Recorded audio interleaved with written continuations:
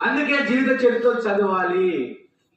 అదే హైదరాబాద్ రాష్ట్రాన్ని తెలంగాణ భారత ప్రభుత్వం స్వాతంత్రం సాధించిన తర్వాత 1947 ఆగస్టు 15 వచ్చిన తర్వాత తెలంగాణ రాష్ట్రానికి రాకపోతే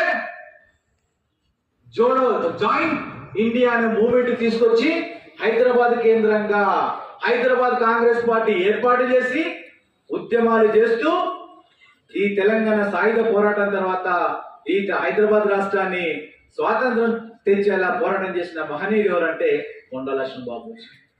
ఆ తర్వాత ఇది ఒక్కటే కాదు, అప్పటికైనా 35 సంవత్సరాలు వచ్చిన తెలంగాణలో ఆంధ్రలో పెత్తనం అయిపోయి ఆంధ్రప్రదేశ్ గా మారి తెలంగాణలోనే తెలంగాణ ప్రజలను రెండవ శ్రేణి పౌరులుగా చూస్తున్నప్పుడు మీ హిందుకాని తెలంగాణ కోసం కొట్లాడిందని తను మళ్ళీ తెలంగాణ గైర్మూలికి ఉద్యమం తీసుకొచ్చి నార్మూలికి ఉద్యమం తీసుకొచ్చి ఆంధ్రోళ్ళ మీద ఉద్యమం చేసి 1969 జైలుకి వెళ్ళడం జరిగింది.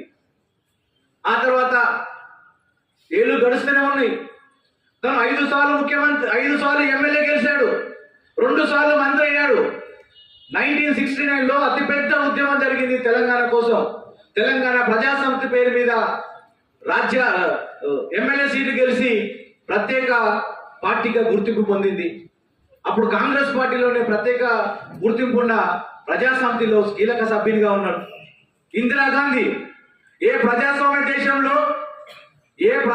దేశంలో ప్రధానమంత్రిగా ఉండి నేను నియంతని నన్ను ప్రశ్నిస్తే ఎంతో మంది జైలు వేస్తానని చెప్పి 1975లో ఎమర్జెన్సీ తీసుకొచ్చిన క్రమంలో కొన్ని లక్షల మందిని జైలు వేసిన వీర వనితగా చెప్పుకున్న, ఉక్కు మహిళగా చెప్పుకున్న ఇందిరాగాంధీ 1969 అంతకన్నా ముందు బేగంపేట ఎయిర్పోర్ట్కి వచ్చి కొండా లక్ష్మణ్ బాబూజీ నువ్వు మంత్రి గుర్తుపెట్టుకో, నా కాంగ్రెస్ పార్టీలో మంత్రి విను, నేను చెప్తే వినవా, నీకు తెలంగాణ వద్దు, కావాలంటే ముఖ్యమంత్రి ఇస్తంటే వద్దు మేడం, నాకు తెలంగాణనే ముఖ్యం అని రాజీనామా లేఖ తీసి టేబుల్ పైన పడేసి నాకు తెలంగాణనే ముఖ్యమని పదవి కాదని చెప్పేసి చెప్పిన గొప్ప దీశాలు ఎవరంటే కొండా లక్ష్మణ్ బాపూజీ.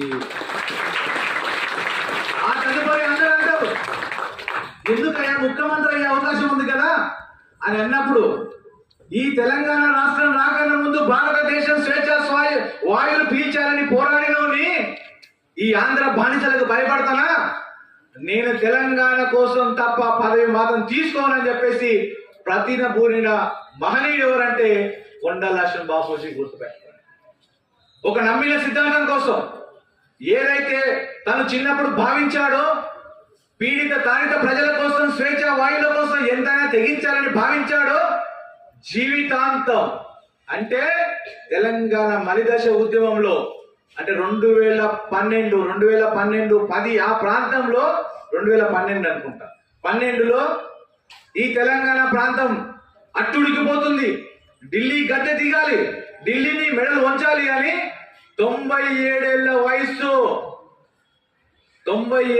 వయసు గజ వణుకుతుంటే జనవరి నెలలో జంతర్ మంతర్ ఢిల్లీలో అంటే చలి చాలా ఎంత ఉంటుంది అంటే జంతర్ మంతర్లో జనవరిలో ఇట్లా ఒక 10 నిమిషాలు కూర్చుంటే మొత్తం మంచు మీద పడుతుంది. అట్లాంటిలో అంత ముసలి వయసులో కూడా నిష్ఠగా దీక్ష కూర్చొని 2 రోజులు నిలబడి సోనియా గాంధీ గారు గుర్తుపెట్టుకోండి, మీ అత్తమ్మకే భయపడలే, మీ మామ జవహర్ లాల్కే భయపడలే, నేను నా తెలంగాణ ఇస్తావా అయ్యావా అని చెప్పేసి ఢిల్లీ గద్దెల్ని మెడలు వంచిన మహనీయుడు ఎవరంటే కొండా లక్ష్మణ్ బాపూజీ. ఒకవేళ తను కాంప్రమైజ్ అయితే మనం కూడా చిన్న విషయాలకి 10 నిమిషాల పుస్తకం చదవాలని పుస్తకం తీస్తే బోరు కొట్టి 2 నిమిషాలు ఫోన్ చూసి చూద్దామని పక్కన పడేద్దామని ఫోన్ తీసుకొని 2 నిమిషాలు కాస్త 2 గంటలు ఫోన్ చూసి పుస్తకాన్ని పక్కన పడేసి కాంప్రమైజ్ అవుతున్నాం మనం కాదా? అవునా కాదా? 2 గంటలు చదవాలన్న పుస్తకాన్ని 10 నిమిషాలు చూస్తే నిద్ర వస్తుంది, 2 నిమిషాలు టైం పాస్ చూద్దామన్న ఫోన్ చూస్తే 2 గంటలు టైం వేస్ట్ అవుతుంది. అంటే మనం కాంప్రమైజ్ అవుతున్నాం. కానీ పదవి ఇస్తానా, ముఖ్యమంత్రి ఇస్తానా, మంత్రి ఇస్తానా 97 ఏళ్ల వయసులో అవసరం ఆయనకి.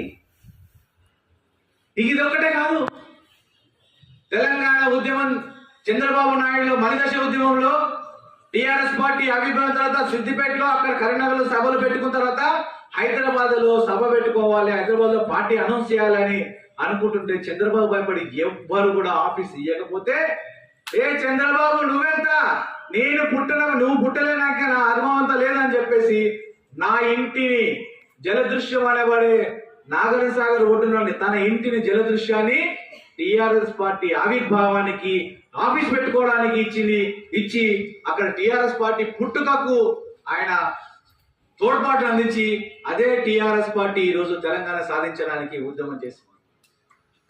ఆ కోపంతో చంద్రబాబు ఇల్లు పగలగొడితే ఇల్లు కూలగొడితే అన్నాడు, ఆఫ్టర్ ఆల్ నాకు జలదృశ్యం ఇల్లు కూలగొడతావా, తెలంగాణ ముఖ్యమని నినదించిన వ్యక్తి కొండల శ్రీనివాస్. తర్వాత సామాజిక సేవలు, ఇండో చైనా యుద్ధం జరుగుతున్నప్పుడు చైనా బార్డర్ లో భారతీయ సైనికులు శతఘాతులై రక్తం ఓడుతుంటే వైద్యులు సేవ చేస్తున్న సరిపోకపోతే తన భార్యని అక్కడ చైనాకు పంపించి సైనికులకు సేవ చేపించిన మహనీయుడు అంటే కొండల లక్ష్మణ్ బాబూజీ. దాని మంత్రిగా ఉన్నప్పుడు సహకార సంఘాలు, ఇప్పుడు ప్రతి కులంలో ఒక సహకార సంఘం ఉంటుంది. ప్రతి కులంలో సహకార సంఘాన్ని ఏర్పాటు చేసి ఈ దేశంలోనే సహకార సంఘాల ఆది పురుషుడుగా ఎవరున్నారంటే మూల పురుషుడుగా కొండల లక్ష్మణ్ బాబూజీ. దానితో పాటు తను ఒక అఖిల భారత పద్మశాలి సంఘం ఏర్పాటు చేయడము, రాష్ట్ర వ్యాప్తంగా దేశవ్యాప్తంగా పద్మశాలి ఏకతాటి చేసినట్టు తీసుకురావడం, ఒక గొప్ప మహోద్యమం చేయడం కొండల లక్ష్మణ్ బాబూజీ యొక్క గొప్పతనం. కాబట్టి వారి గొప్పతనం 8 ఏళ్ల వయసులో దీక్ష తీసుకొని 97 ఏళ్ల వయసులో దీక్ష చేసేంత వరకు తన ప్రయాణంలో ఎక్కడ కూడా వెనుకడగేయలే.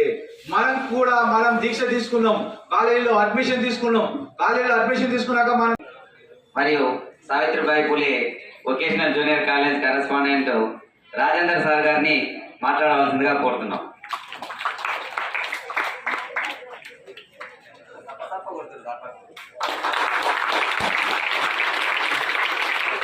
ధన్యవాదాలు sir, thank you very much.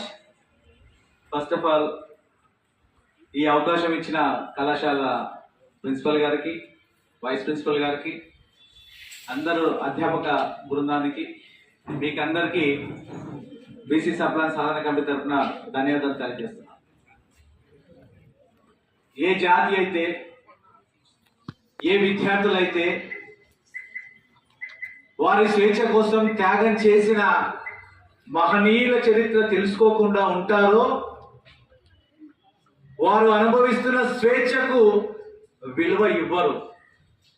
వాళ్ళు అనుభవిస్తున్న స్వేచ్ఛకు విలువ ఇవ్వకుంటే వారి భవిష్యత్తు నాశనం అవుతుంది. వారి భవిష్యత్తు నాశనం అయితే ఈ దేశ భవిష్యత్తు నాశనం అవుతుందని మనకందరికీ తెలుసు. దానిలో భాగంగానే మేము బీసీ సప్లాన్ సాధన కమిటీ తరఫున ప్రతి మహనీయుని జయంతి వర్ధంతులు రోడ్డు మీద చేయడం కాదు, రోడ్డు మీద చేయడంతో పాటు వారి యొక్క జీవిత చరిత్ర మనకందరికి తెలిస్తే వారు దేనికోసం త్యాగం చేశారు అని మనకు అర్థం చేసుకుంటే మనం కూడా బాగుపడతామని చెప్పేసి మీలో ఒక విద్యార్థిగా నేను కూడా భావించడం జరిగింది. కాబట్టి ఈరోజు మీ కళాశాల యజమాన్యాన్ని రిక్వెస్ట్ చేస్తే మనం కార్యక్రమం చేసుకుందాం సార్ అని చెప్పారు. మీరు మాట్లాడిన ఉపన్యసించిన విద్యార్థులందరూ చాలా చక్కగా చాలా మందికి తెలియని విషయాలు గుర్తుపెట్టుకొని మీరు చెప్పడం సంతోషాన్ని ఇచ్చింది. మీరు వారి జీవిత చరిత్ర చదివినప్పుడు మీకు అర్థం కావాలని మేము ఈ పోటీ పరీక్షలు పెట్టడం జరిగింది. మీరు డ్రాయింగ్ చేసిన వారి చిత్రపటం గీస్తున్నప్పుడు వారి మరణాన్ని, వారి రూపాన్ని మీ మనసులో చిత్రించుకున్న తర్వాత మీరు గీస్తారు. కాబట్టి జీవితంలో ఆ చిత్రాలు చెడిపోకుండా ఉంటాయని ఈరోజు పోటీలు నిర్వహించడం జరిగింది. ఈరోజు మీరు వ్యాసరచన రాసేటప్పుడు ఒక రోజు ముందు నేను ప్రైజ్ గెలుచుకోవాలి అని ఇష్టంతో మీరు చదివి వారి గురించి మననం చేసుకుని రాస్తుంటే మీ బుర్రలో నిక్షిప్తం అయిపోయింటది వారి యొక్క త్యాగాలు. ఈ త్యాగాలని మనకి తెలియాలని చెప్పేసి మా ఈ చిన్న ప్రయత్నం. ఆచార్య కొండల లక్ష్మణ్ బాబూజీ 8వ తరగతి ఉన్నప్పుడే తను 1915 వాంకిడిలో బాబూజీ అమ్మక్కలకు జన్మించిన కొండల లక్ష్మణ్ బాబూజీ తన 8వ తరగతిలోనే పక్కనే ఉన్న నాగపూర్కి మహాత్మా గాంధీ క్విట్ ఇండియా ఉద్యమంలో పాల్గొనడానికి వస్తున్నానని తెలిసి తన 8వ తరగతిలో ఎవ్వరికి చెప్పకుండా నడుచుకుంటూ నాగపూర్కు వెళ్ళి మహాత్మా గాంధీ గారి బోధన విని అసలు స్వాతంత్రం ఉందా లేదా, మనకి ఎందుకు స్వాతంత్రం కావాలని ఆ రోజే అర్థం చేసుకొని గాంధీజీని ఫాలో కావాలని, టోపీ పెట్టుకోవాలని ఇంటికొచ్చి, టోపీ లేకపోతే వాళ్ళ నాన్నకున్న ఇట్లాంటి వైట్ ప్యాంట్ని కట్ చేసి టోపీలుగా మార్చి తను సంపాదించే వరకు అదే టోపీలు పెట్టుకొని తను చనిపోయే 97వ ఏట కూడా గాంధీ టోపీని ధరించడం జరిగింది. గాంధీ టోపీ ధరించడం జరిగింది. ఎప్పుడు తీసుకున్న నిర్ణయం? 8వ తరగతిలో తీసుకున్న నిర్ణయం. చనిపోయేంత వరకు ఒకటే సిద్ధాంతం, ఈ దేశం ఈ దేశం ఈ దేశం అని. దానితో పాటు తన 25వ ఏట ఎల్ఎల్బి పూర్తి చేశారు. తన 25వ ఏట ఎల్ఎల్బి పూర్తి చేశారు.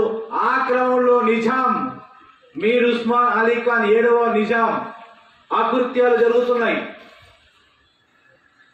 తెలంగాణ సాయుధ పోరాటం జరుగుతుంది. ఎంతో మంది తెలంగాణ ప్రజల్ని పొట్టన పెట్టుకుంటా మీర్ ఉస్మాన్ అలీ ఖాన్ చంపాలి, ఈ అలీ ఖాన్ చంపితేనే తెలంగాణకు స్వాతంత్రం వస్తుందని రమేష్ పవార్ తర్వాత ఇంకా ఇద్దరికి బాంబులు ఎలా తయారు చేయాలి, బాంబు ఎలా వేయాలి అని ట్రైనింగ్ ఇచ్చి, బాంబులు ఇచ్చి బాంబు దాడి చేయించడం జరిగింది. అదే తెలంగాణ సాయుధ పోరాటంలో నిజాం ప్రభుత్వం కొన్ని వేల మందిని అరెస్ట్ చేసి కోర్టుల పాలు చేస్తే, చాకలి ఐలమ్మతో సహా కోర్టుల పాలు చేస్తే నిజాం ప్రభుకు భయపడి ఎవ్వరు కూడా వాదించడానికి ముందుకు రాకపోతే సైకిల్ మీద వాంకిడి ఆదిలాబాద్ నుంచి సైకిల్ మీద హైదరాబాద్ వచ్చి వాదించి మారువేషం వేసుకుని మళ్ళీ తిరిగి వెళ్ళిపోయాడు. అంటే 25వ ఏటనే ఎల్ఎల్బి పూర్తి చేయడము, 25వ ఏటనే బాంబులను తయారు చేసి చంపాలనుకోవడము, 25వ ఏటనే తెలంగాణ స్వాతంత్రం రావాలని కోరుకోవడము, ఎదుటి వారికి సహాయం చేయడము, ఆ ధైర్యం మనం నేర్చుకోవాలి. ఆ ధైర్యం మనం నేర్చుకోవాలి. మనం ఎప్పుడైతే ఒక సినిమా చూసినప్పుడు, మన ఇంట్లో జరిగిన కష్టాలు చూసినప్పుడు, మన జరిగిన అవమానాలు చూసినప్పుడు, పేదరికంతో మన అమ్మ నాన్నకు జరిగిన అవమానాలు చూసినప్పుడు మనకు కూడా పెద్ద కావాలి, పెద్ద అయ్యాక మంచి సెట్ అయ్యాలి, సెట్ అయిపోయిన తర్వాత మన అమ్మ నాన్నని గౌరవంగా చూసుకోవాలని మనం కోరుకుంటాము. ఒక సినిమా చూసి హీరోలాగా మనం ఫీల్ అవుతాము. ఒక రాజకీయవేత్తని ద్రౌపది ముర్మును చూసి మన రాష్ట్రపతి లాగా మారదామని అనుకుంటామో, ఆ అనుకున్న మాటల్ని జీవితాంతం ఎలా నిలబెట్టుకోవచ్చో కొండా లక్ష్మణ్ బాబుజీ జీవిత చరిత్ర తెలియజేస్తుంది. అందుకే జీవిత చరిత్ర చదవాలి. అదే హైదరాబాద్ రాష్ట్రాన్ని తెలంగాణ భారత ప్రభుత్వం స్వాతంత్రం సాధించిన తర్వాత 1947 ఆగస్టు 15 వచ్చిన తర్వాత తెలంగాణ రాష్ట్రానికి రాకపోతే జాయింట్ ఇండియా అనే మూవ్మెంట్ తీసుకొచ్చి హైదరాబాద్ కేంద్రంగా హైదరాబాద్ కాంగ్రెస్ పార్టీ ఏర్పాటు చేసి ఉద్యమాలు చేస్తూ ఈ తెలంగాణ సాయుధ పోరాటం తర్వాత ఈ హైదరాబాద్ రాష్ట్రాన్ని స్వాతంత్రం తెచ్చేలా పోరాటం చేసిన మహనీయుడు ఎవరంటే కొండా లక్ష్మణ్ బాబూజీ.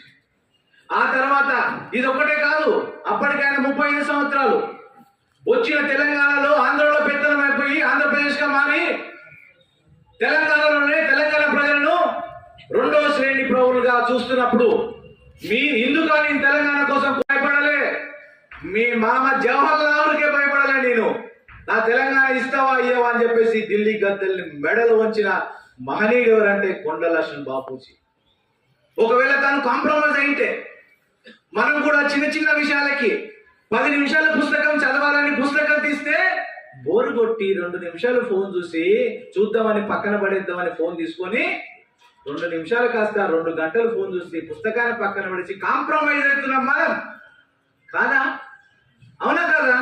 2 గంటలు చదవన్న పుస్తకాన్ని 10 నిమిషాలు చూస్తే నిద్ర వస్తుంది, 2 నిమిషాలు టైం పాస్ చూద్దామన్న ఫోన్ చూస్తే 2 గంటలు టైం వేస్ట్ అవుతుంది.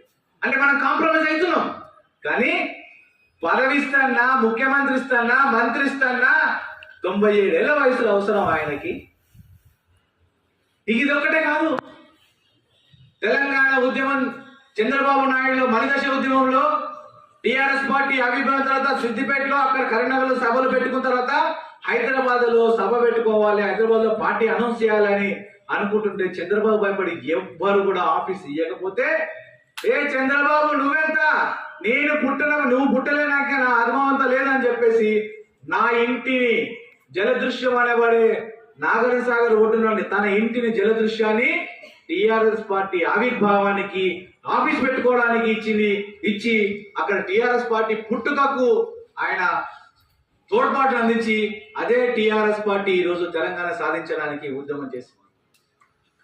ఆ కోపంతో చంద్రబాబు ఇల్లు పగలగొడితే ఇల్లు కూలగొడితే అన్నాడు, ఆఫ్టర్ ఆల్ నాకు జలదృశ్యం ఇల్లు కూలగొడతావా, తెలంగాణ ముఖ్యమని నినదించిన వ్యక్తి కొండల శ్రీబాబు. తర్వాత సామాజిక సేవలు, ఇండో చైనా యుద్ధం జరుగుతున్నప్పుడు చైనా బార్డర్ లో భారతీయ సైనికులు క్షతగాత్రులై రక్తం ఓడుతుంటే వైద్యులు సేవ చేస్తున్న సరిపోకపోతే తన భార్యని అక్కడ చైనాకు పంపించి సైనికులకు సేవ చేపించిన మహనీయుడు ఎవరంటే కొండల బాబూజీ. దాని మంత్రిగా ఉన్నప్పుడు సహకార సంఘాలు, ఇప్పుడు ప్రతి కులంలో ఒక సహకార సంఘం ఉంటుంది. ప్రతి కులంలో సహకార సంఘాన్ని ఏర్పాటు చేసి ఈ దేశంలోనే సహకార సంఘాల ఆది పురుషుడుగా ఎవరున్నారంటే మూల పురుషుడుగా కొండల బాబూజీ. దానితో పాటు తనకు అఖిల భారత పద్మశాలి సంఘం ఏర్పాటు చేయడము, రాష్ట్ర వ్యాప్తంగా దేశవ్యాప్తంగా పద్మశాలి ఏకతాటి చేసిన తీసుకురావడం, ఒక గొప్ప మహోద్యమం చేయడం కొండల బాపూజీ యొక్క గొప్పతనం. కాబట్టి వారి గొప్పతనం 8 ఏళ్ల వయసులో దీక్ష తీసుకొని 97 ఏళ్ల వయసులో దీక్ష చేసేంత వరకు తన ప్రయాణంలో ఎక్కడ కూడా వెనుకడగేయలే. మనం దీక్ష తీసుకున్నాం, కాలేజీలో అడ్మిషన్ తీసుకున్నాక మనం ఒకసారి మననం చేసుకోవాలి. ఈ రోజు కాలేజీకి వస్తున్నట్టే ఏం చేయాలి నేనని మీరు ఆలోచించుకొని మీరు తీసుకున్న దీక్షలో ఎక్కడ వెనుకడుగేయకుండా ఉండాలంటే ప్రతిరోజు కొండల బాపూజీని ఆదర్శంగా తీసుకోవాలని తెలియజేస్తూ ఇంతటి చక్కటి అవకాశం ఏర్పాటు చేసి మీకు అందరికీ ఉపన్యాస వ్యాసరచన చిత్రలేఖన పోటీలు నిర్వహిస్తే జై హింద్ ఫౌండేషన్ అని మా అన్న గంజి మురళి గారు ముందుకు రావడం జరిగింది. వీరి గురించి చెప్పాలంటే ఒక సాధారణమైన టైలర్ షాప్ ఓనర్, సామాన్యమైన ఒక టైలర్ షాప్ ఓనర్ గా ఉండి తన పిల్లలని చాలా గొప్పగా చదివిపిస్తే ఈరోజు 2 పిల్లలు అమెరికాలో ఒకరు, ఆస్ట్రేలియాలో ఒకరు ఉండి గొప్పగా సిద్ధపడ్డారు. ఆషామాషి కాదు, ఎప్పుడు సమాజ సేవని వాళ్ళు కూడా పరితపిస్తారు. వారు ఖచ్చితంగా మీ అందరికి మాట ఇచ్చారు, రేపు రాబోయే కార్యక్రమాలలో ఖచ్చితంగా ఎలాంటి తోడ్పాటు నేను అందిస్తానని చెప్పేసి వారికి ధన్యవాదాలు తెలియజేస్తూ ఈ అవకాశం ఇచ్చిన ప్రతి ఒక్కరికి మీకు అందరికీ జై తెలంగాణ. జోహార్ కొండల బాపూజీ.